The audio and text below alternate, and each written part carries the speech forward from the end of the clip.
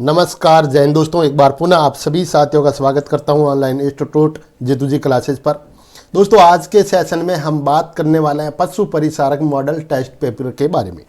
और आज का जो अपना टॉपिक है दोस्तों वो रहेगा भाई राजवंशों की प्रशासनिक व्यवस्था। और राजवंशों की जो प्रशासनिक जो व्यवस्था है उससे जो क्वेश्चन बनेंगे वो अपन इस वीडियो में देखेंगे कि भाई इस टॉपिक से कहाँ से क्वेश्चन और कैसे कैसे क्वेश्चन जो है बन सकते हैं। छोटा सा वीडियो होगा, अगर इस टॉपिक से क्वेश्चन आया तो अपने इस क्लास से ही आएगा, इसलिए ये जो क्लास है आपके लिए बहुत ही महत्वपूर्ण क्लास है। परीक्षा पॉइंट के माध्यम से देखें तो ये जो आपका सिलेबस दे रखा है जिसमें आपके टॉपिक है राजवंशों की प्रशासनिक व्यवस्था, बड़ा ही इंपॉर्टेंट टॉपिक है। तो इनको अपन क्वेश्चन फॉर्मेट में देखने वाले हैं।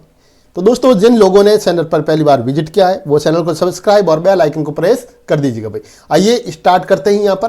तो दोस्तों पहला क्वेश्चन है आपके सामने कि अर्धछटा। दोस्तों अर्धछटा क्या है, तो आपको ये बताना है भाई कि अर्धछटा क्या है, इनके बारे में आपको यहाँ पर बताना है। तो देखिए अर्धछटा क्या है दोस्तों, तो बात करेंगे जोधपुर राज्य के अभिलेखों की महत्वपूर्ण श्रृंखला। नहीं भाई, जयपुर राज्य का भूमि संबंधी रिकॉर्ड। तो दोस्तों अर्धछटा है ना, ये जयपुर राज्य का भूमि संबंधी रिकॉर्ड है भाई। क्या है? जयपुर राज्य का भूमि संबंधी रिकॉर्ड को क्या कहा जाता था? अर्धछटा। ये आपके मतलब नॉलेज में होना चाहिए। फिर बात करें दोस्तों कि जो ये जयपुर राज्य के परगनों में जो परगने थे राज्य के, उसमें जो मौजे थे ना, जैसे मौजे, ये जो बात करें अपन क्योंकि परगनों में जितने मौजे थे उनकी भूमि की जो पैदावार है उनका जो विवरण है जो इसमें देखने को मिलता था अर्धछटा में। किनके भाई? जयपुर रियासत की यहाँ पर बात करते हैं दोस्तों। अगला क्वेश्चन देखें आप, मारवाड़ में सामंतों की 4 श्रेणियों में से शामिल नहीं थी। तो दोस्तों मारवाड़ में सामंतों की जो 4 श्रेणियां थी इसमें जो शामिल नहीं है उसके बारे में आपको बताना है भाई, जो नहीं है। प्यारे साथियों एक बात बताना चाहूँगा कि काफ़ी बच्चे जो क्वेश्चन को ऐसे पढ़ते हैं, देखिए मारवाड़ में सामंतों की 4 श्रेणियों में शामिल थी, तो जैसे लगा कि आगे पे यहाँ पे ये थी। अरे नहीं, क्वेश्चन को पूरा पढ़ो, थी या नहीं थी में फर्क देखो और उसके बाद में आंसर को लगाओ।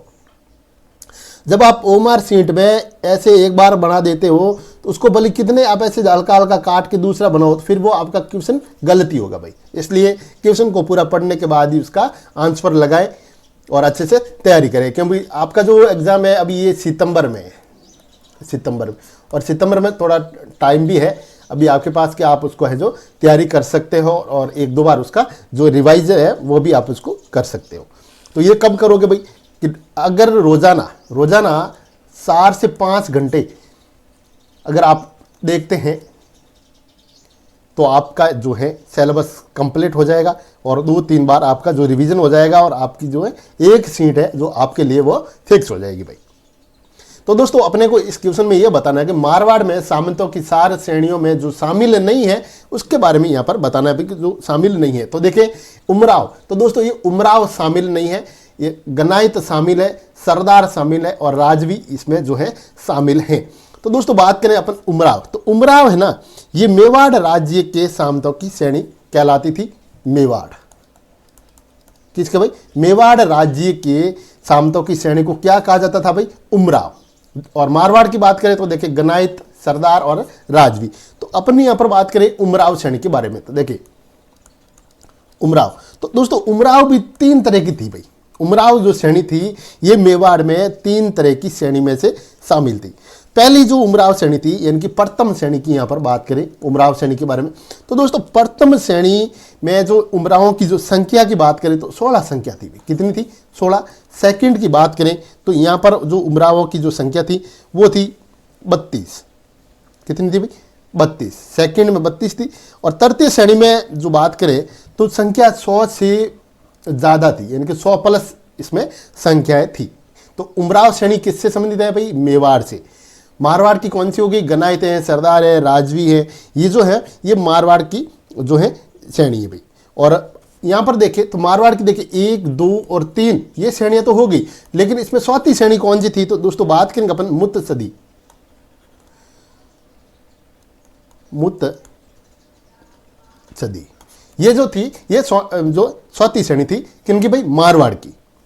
अगला क्वेश्चन देखिए, मध्यकालीन राजस्व। दोस्तों मध्यकालीन राजस्व व्यवस्था में नौकरशाहों के रूप में नियुक्त किया जाता था। तो भाई किसको जो नियुक्त किया जाता था उसको क्या बोला जाता था, सिकदार, भांडरिक, मुत्सदी या अक्सपटलिक। तो देखें, बात करें यहां पर कि भाई मध्यकालीन राजस्व व्यवस्था में दोस्तों नौकरशाहों के रूप में जो नियुक्त किया जाता था उसे भाई कहते थे मुत्सदी। क्या बोलते थे, तो ऑप्शन नंबर अपन बात करेंगे सी ऑप्शन अपना इस क्वेश्चन का क्या हो जाएगा भाई, राइट ऑप्शन हो जाएगा। दोस्तों ऑप्शन नंबर सी इस क्वेश्चन का राइट ऑप्शन है।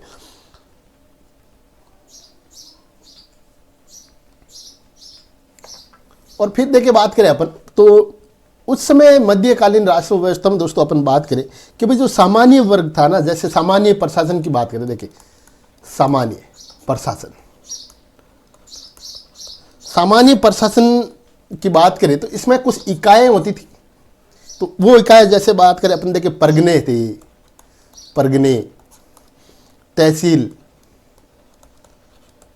परगने थे, इसमें तहसील थे और ग्राम थे। ये जो इनके जो सामान्य जो है राजस्व व्यवस्था के रूप में इनको बांटा गया था उसमें। आगे के क्वेश्चन में अपन बात करें राजस्थान की सामंती व्यवस्था। दोस्तों राजस्थान की सामंती व्यवस्था को किसने इंग्लैंड की फ्यूडल व्यवस्था के समान माना है। तो दोस्तों आपको इस क्वेश्चन में यह बताना है भाई कि राजस्थान की सामंती व्यवस्था को किसने इंग्लैंड की फ्यूडल व्यवस्था के समान है जो इसको माना है। तो वो वहां से कौन थे, उनका नाम क्या था, बताइए भाई। जिनको आता है क्वेश्चन का आंसर वो कमेंट बॉक्स में कमेंट करके भी बता सकते हैं कि सर जैसे 4 नंबर का ऑप्शन है तो जैसे इसका मान लो ए राइट है या फिर बी राइट है, जो भी है वो उसको बता सकते हैं ऐसे भी। तो दोस्तों बात करेंगे अपन यहाँ पर, तो कर्नल टॉड की बात करते हैं, James Colonel Tod. Option number B हमारा इस क्वेश्चन का क्या हो जाएगा भाई, राइट ऑप्शन हो जाएगा। दोस्तों ऑप्शन नंबर बी है जो इस क्वेश्चन का राइट है भाई। हम जो यहाँ पर आपके लिए एक श्रृंखला तैयार की है जिसमें 25,000 मोस्ट इंपोर्टेंट क्वेश्चन है भाई। कितने, 25,000 मोस्ट इंपोर्टेंट क्वेश्चन है। और ये वो क्वेश्चन है कि जो आपका जो पेपर होगा 105 प्लस 45, 105 प्लस 45 क्या है सर, तो पार्ट ए में आपको 105 क्वेश्चन मिलेंगे और पार्ट बी में 45 क्वेश्चन जो पशुपालन से रिलेटिव है। टोटल 150 क्वेश्चनों का पेपर आएगा और 150 अंकों का पेपर होगा। ये 150 क्वेश्चन दोस्तों कोशिश करेंगे कि 90% क्वेश्चन है जो अपने इस क्वेश्चनों में से ही आएंगे। और ये जो श्रृंखला है, ऐसे क्वेश्चन तो भले ही जैसे 40,000 क्वेश्चन बना दो यार, क्या मतलब। फिर जो इंपॉर्टेंट है, जो बार बार जो अपना अधीनस्थ सेवा बोर्ड है एग्जाम में पूछता है, किस टाइप के क्वेश्चन जो बार बार पूछे जाते हैं, किस टॉपिक से जो क्वेश्चन अपने को देखने को मिलता है, उसके अकॉर्डिंग है जो इसको तैयार किया गया है।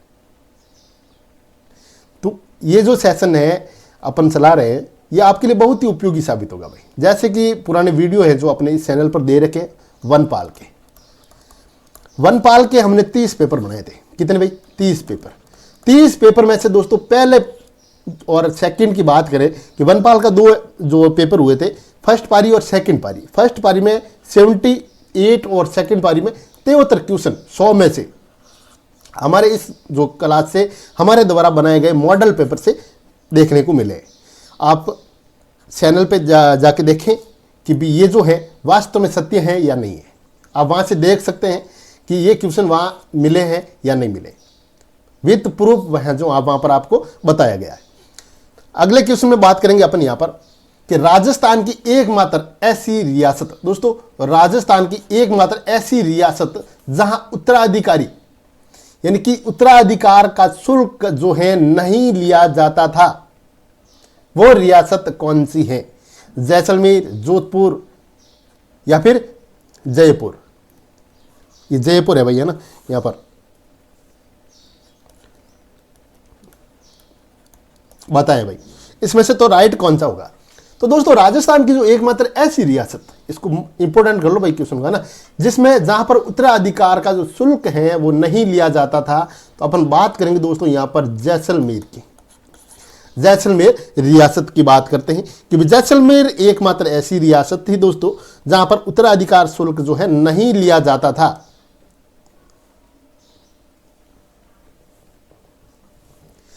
इसमें ऐसा होता है कि ये उत्तराधिकार शुल्क है क्या, तो अपन इसके बारे में बात करें दोस्तों कि जब यहाँ पर बात करें कि भाई जो सामंत होता था, सामंत की मृत्यु हो जाती थी तो जागीर के जो नए उत्तराधिकारी जो अधिकारी होता था उसके द्वारा उत्तराधिकार शुल्क है जो राजा को देना होता था, लेकिन जैसलमेर में ये सिस्टम नहीं था भाई। मध्यकालीन प्रशासनिक व्यवस्था में सैन्य विभाग का मुखिया होता था। तो दोस्तों आपको इस क्वेश्चन में बताना है कि मध्यकालीन जो प्रशासनिक व्यवस्था थी उसमें सैन्य विभाग का मुखिया होता था। तो सिकदार, प्रधान, बख्शी या फिर युवराज। बताएं भाई, जिन लोगों को आता है कमेंट करते जाइए और बताते जाइए। तो प्यारे साथियों, यहाँ बात करते हैं अपन कि भाई मध्यकालीन जो प्रशासनिक व्यवस्था थी उसका सैन्य विभाग का जो मुखिया होता था उसको बोलते थे बख्शी। बख्शी कहा जाता था। क्या कहा जाता था भाई? बख्शी।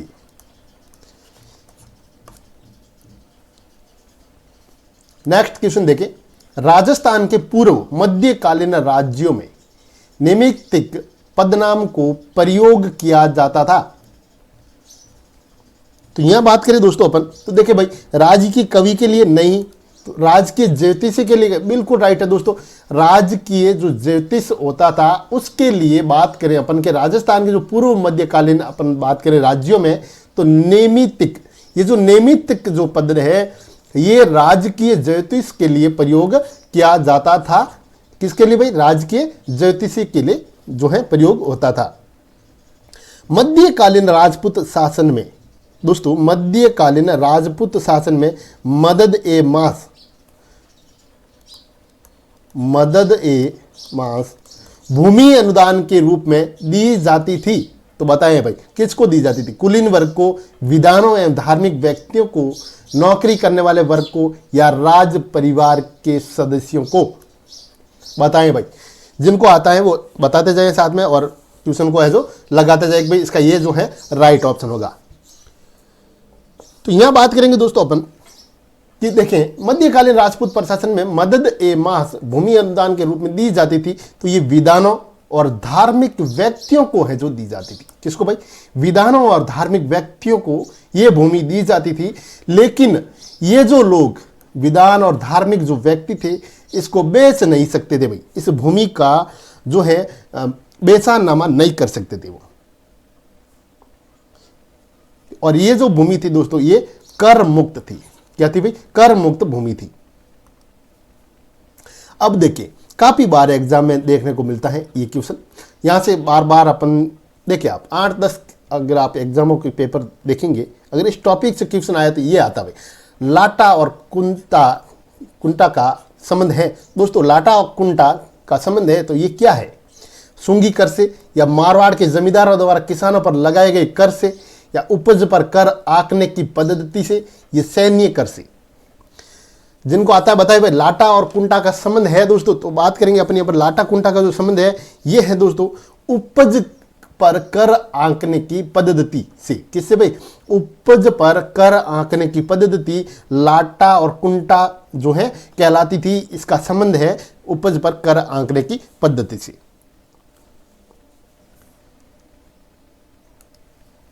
राजस्थान के इतिहास में दोस्तों, राजस्थान के इतिहास में भीत की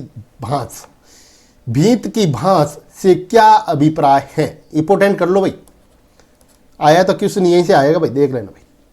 तो राजस्थान के इतिहास में दोस्तों भीत की भांस से क्या अभिप्राय है? तो यहां बात करेंगे अपन। देखें, मेवाड़ राज्य में सामंतों की श्रेणी नहीं भाई, राज्य के अधिकारियों के मध्य पत्र व्यवहार नहीं, जयपुर राज्य का भूमि संबंधी रिकॉर्ड नहीं है, बीकानेर राज्य में हासिल, दोस्तों भीत की भांत, तो बीकानेर राज्य में हासिल एकत्रित करने की पद्धति है जो यहां पर भीत की भांस के नाम से जो है जाना जाता था, उसको बोलते थे भीत की भांस। बीकानेर राज्य में हासिल एकत्रित करने की पद्धति क्या कहलाती थी? भीत की भांस कहलाती थी। ऑप्शन नंबर डी हमारा इस क्वेश्चन का क्या हो जाएगा भाई? राइट ऑप्शन हो जाएगा, option number D. Next question के बारे में बात करें तो मारवाड़ में वीरता, साहित्य और सेवा के लिए सिरोपाव था। ये जो है मैंने इस क्वेश्चन को पोल किया था जिसमें काफी बच्चे पाल की बता रहे, कुछ बच्चे हाथी, कुछ घोड़ा कुछ कूड़ा दुसाला सिरोपाव बता रहे हैं। क्यों भाई, तैयारी अच्छी नहीं चल रही है भाई आप लोगों की इसके हिसाब से? तो अरे कम से कम अगर 100% जिसमें से अपन देखते हैं चाहे 50, 60, 2500 लोग वोट करें, उसमें कम से कम राइट ऑप्शन के ऊपर 80% वोट आने चाहिए, ताकि पता चले कि भाई ये जो लोग हैं तैयारी करने वाले हैं हमारे चैनल पर। तो दोस्तों मारवाड़ में वीरता साहित्य सेवा के लिए सिरोपाव जो था वो था भाई हाथी सिरोपाव। याद कर लेना भाई, कौन सा था? हाथी सिरोपाव। और ये जो बात करें अपन कि दोस्तों मारवाड़ नरेशों द्वारा जो है विशिष्ट राजकीय सेवा करने वाले जो सरदार थे, जो ताजीब थे, कुर्ब या फिर इसको आप सिरोपाव, इन तीनों नामों से भी जाना जाता है, उन लोगों को ये जो है पुरस्कार प्रदान किया जाता था। वह जागीर जो धर्मार्थ या शिक्षण कार्य हेतु कर मुक्त भूमि के रूप में दी जाती थी। बताएं भाई, वह जागीर जो धर्मार्थ या शिक्षण कार्य हेतु कर मुक्त, क्वेश्चन यहां से भी बन सकता है कि वह जागीर जो धर्मार्थ या शिक्षण कार्य के लिए दी जाती थी, वो मतलब ऐसे कर के बारे में पूछा जाता था, तो यहां से कुछ ना तो आप बताओगे भाई कर मुक्त थी, तो भूमि के रूप में दी जाती थी। वो देखिए सामत जागीर, मुकुमत जागीर या जो भूम जागीर या सांसरण जागीर। तो यहां बात करेंगे दोस्तों अपन सांसरण जागीर के बारे में। ऑप्शन नंबर डी हमारा इस क्वेश्चन का क्या हो जाएगा भाई? राइट ऑप्शन हो जाएगा। और ये जो है ये भाटों और सारण को, जो भाटों और सारण जो होते थे ना, भाट और सारण, जैसे बात करें यहाँ पर सारण और भाट, ये उन लोगों को दी जाने वाली जागीर थी। डाबी और जीवनी। दोस्तों डाबी और जीवनी सामंतों की श्रेणी राजस्थान में कहां प्रचलित थी? बताएं भाई, डाबी और जीवनी जो सामंतों की जो श्रेणियां थी, ये राजस्थान में कहां पर प्रचलित थी? उदयपुर में नहीं थी, मारवाड़ में नहीं, कोटा में नहीं, जैसलमेर में थी भाई डाबी और जीवनी। इंपॉर्टेंट कर लो भाई इसको भी, यहां से का जो है क्वेश्चन बन सकता भाई। तो ये जैसलमेर राज्य से थी। यहां दोस्तों बात करें तो डाबी का जो मतलब होता है बाई ओर, देखिए डाबी बाई, और जीवनी की बात करें दोस्तों तो ये दाई ओर की बात करते हैं। जैसे अपन मारवाड़ में बात करें भाई, जैसे डाई और जीवनी, जीवनी तो ये अपने प्रचलित होने वाला शब्द है, काफ़ी बार सब लोग समझ जाते हैं, लेकिन डाबी की बात करें तो इसको दाई और भी बोला जा सकता है ना। तो बाई और दाई की बात करें रेप्ट लाइट की, तो ये जो श्रेणियाँ थी जैसलमेर में थी। राजस्थान के इतिहास के पट्टा रेख। दोस्तों पट्टा रेख से क्या तात्पर्य है? तो राजस्थान के इतिहास में पट्टा रेख से क्या अभिप्राय है, क्या तात्पर्य है, बताएं भाई। तो देखिए आंकलित राजस्व, आयात निर्यात कर, सैन्य कर या फिर बेगार। बताइए भाई, जिनको आता है कमेंट बॉक्स में कमेंट करके बताइए कि भाई इसका ये राइट होगा भाई। तो दोस्तों बात करें अपन राजस्थान के इतिहास के बारे में, तो आंकलित राजस्व है जो इसमें किससे संबंधित है भाई? तो पट्टा रेख से संबंधित है आंकलित राजस्व। राज्य की आय व्यय का ब्यौरा रखने वाला अधिकारी क्या कहलाता था? इनके राज्य की जो आय और व्यय जो होती थी उसका रिकॉर्ड, उसका ब्यौरा रखने वाला जो अधिकारी था, उसको किस नाम से जाना जाता था? बख्शी, भांडरिक, मुतसदी या अक्स पटलिक। तो दोस्तों बात करेंगे अपन यहां पर कि भी अक्स पटलिक, उसको अक्स पटलिक के नाम से जाना जाता था। और इसका कार्य क्या था कि जो राज्य के जो आय व्यय का जो ब्यौरा है उसको रखना, और राजा द्वारा दोस्तों जो अनुदान की बात करें तो उसका जो है लेखा जोखा भी रखना, जो इसका प्रमुख कार्य थे। 15 क्वेश्चन जो बने हैं अपने इस टॉपिक से। इस टॉपिक से कोई क्वेश्चन आया तो अपने इस क्वेश्चनों से बाहर नहीं जाएगा भाई, ध्यान रखना, याद कर लेना इनको क्वेश्चनों को, एक बार पुनः देख लेना। और ये जो पीडीएफ है दोस्तों, ये जो है बात करते हैं पीडीएफ की, तो ये पीडीएफ हमारा टेलीग्राम चैनल, जिसका लिंक इस वीडियो के डिस्क्रिप्शन में देखने को मिल जाएगा, वहाँ से है जो इसको डाउनलोड करें। और अधिक जानकारी के लिए आप हमारे जो है व्हाट्सएप पर भी बात कर सकते हैं। जैसे ये जो नीचे देखो पट्टी चल रही है, इस पर नंबर दे रखें। तो मिलते हैं नेक्स्ट क्लास में, तब तक जय हिंद जय भारत।